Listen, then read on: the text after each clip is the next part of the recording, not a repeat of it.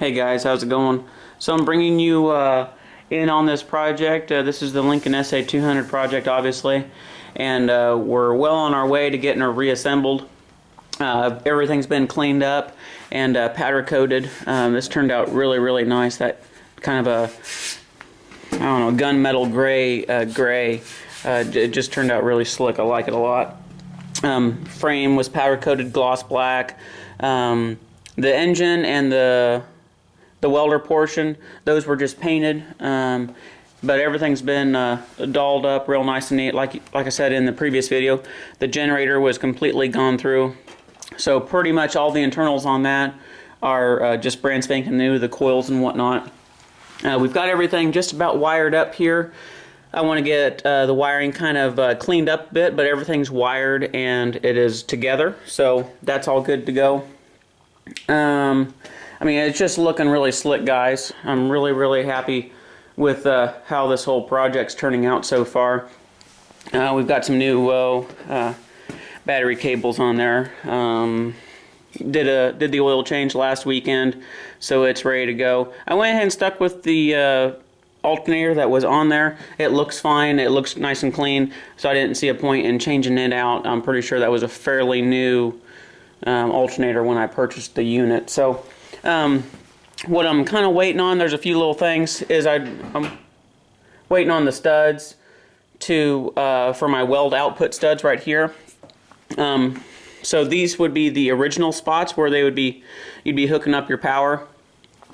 I'm going to run some jumper leads from here to these holes here, and what I've purchased is some half-inch brass bolts that they are coming through the mail right now, and those will be my new weld output studs, and then I'll have some quick connects on there, so that way you can just run your leads and just plug them right in. The twist connects, the DINS connectors, I suppose. One thing that I've been working on is I wanted to get one of these cartridge air filters, and there's a couple different places that sell parts for the SA200, and for the kit it's $220, but I figured out what filter that they were using for that setup, and I purchased this filter here. I'll get the part number put down in the description, but that's the company that makes it. A really nice unit. But I purchased this filter with the bracket for $110 off of Amazon, and then all you got to do is get you a piece of radiator hose, that'll fit here, a 90 that will come up to your carburetor, and then just make your own bracket. It's really simple, guys. That would be a really big cost savings. I didn't want to pay 220 bucks, so I bought this. So for 110, and then $5 for a radiator hose, make your own bracket and you're good to go. I went ahead and stamped made in USA, made right here in America. So that's pretty awesome.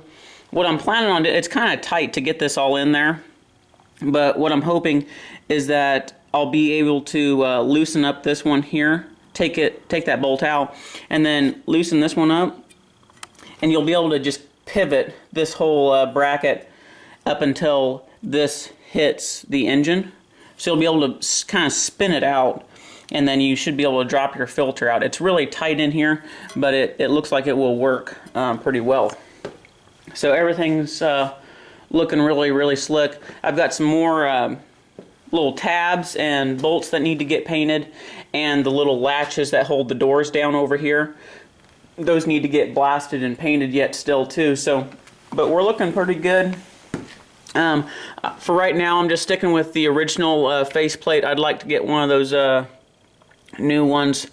That'd be pretty sweet. They're so expensive. I mean, $70 or so for just a piece of aluminum with screen printing on it. There's a local screen printing place. I'd like to see if they could do it for cheaper. That'd be pretty slick. But for right now, we'll stick with the original one. It kind of gives it a little bit of character too, kind of showing that she's been through the ringer once or twice already. So I didn't really do too much body filler on this machine. It was in just such good shape. There's a couple little dents here and there, little scratches. There was a spot over here that was dinged up, but I got that filled in with just weld. There was a couple of holes here that they had drilled for some type of bracket. Those were filled in and ground smooth. So so far it's turned out really good looking. I'd like to order up a new set of wire plugs for it, but we're looking pretty good. We got all new radiator hoses and whatnot, new fan belt. So I think we're looking pretty dang good. I did have to remake this whole battery box section. These sections right here were rusted out where they met right there. So there was bad rust there. That was patched in new. And then this whole battery tray right here was just totally rusted out. So that had to be cut and patched back in. And I put a 90-degree bend on it so that way the battery can't slide that way any further. But so far it's turned out really good. Super happy with the powder coat guy. He's one of my local guys. He's about 45 minutes away from me, and he does really good work, so I'm really happy with how it's all turning out. Just wanted to give you guys an update on that. I am going to be building a aluminum gas tank for this here. The original gas tank is in perfect condition. It's totally fine. I'm draining it out right now. Solid gas tank, so I'll probably sell this here. I just kind of wanted to make a little modification and do something special for it.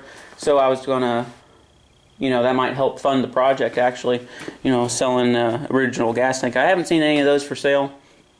That one's in really good shape, so it might bring a pretty penny, so we'll see. But I'm gonna make a gas tank here. I've got all my pieces cut. It's going to be 1/4-inch aluminum. I had some 1/4-inch sheet that I wasn't using, so we're going to make a nice aluminum gas tank. And for the filler neck, what I decided to do was I purchased a set of fire hose couplers, and those are aluminum from what I found. Most of them are aluminum. Some of the old ones are brass, but it gives you a really nice big neck, and it'll look pretty cool, I think.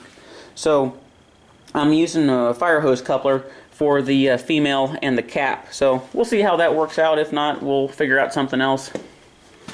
But that's that. Looking pretty good, guys. I'm super stoked about this. I just wanted to bring you part way into it. Keeping myself motivated on this project is pretty easy because I'm so excited. So thanks a lot for watching, guys, and I'll see you in the next video.